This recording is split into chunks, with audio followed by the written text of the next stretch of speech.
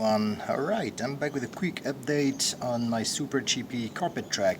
So, I had let it be flooded last night under the rain, and it's dried out, and it's actually cleaned up all the little fold that I had in the carpet. So now the main bumpiness that I have is actually from the textures that I have underneath on the roof, and a slight little bump over there. But other than that, it is a bumpy track, but for $33 track, I'm pretty happy with it.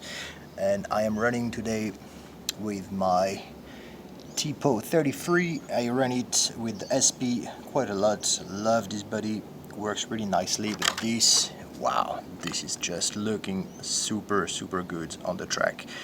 I wish there were just more than one. I'm actually very short on the wheelbase. I moved it a little bit too much to the front over here, but I think this, with my 102, my Mini Q6 in 102, that's going to be a great body to drive. So I'm going to do one more for my 102, and I'm going to use the other one probably for my AMR. But so here you go.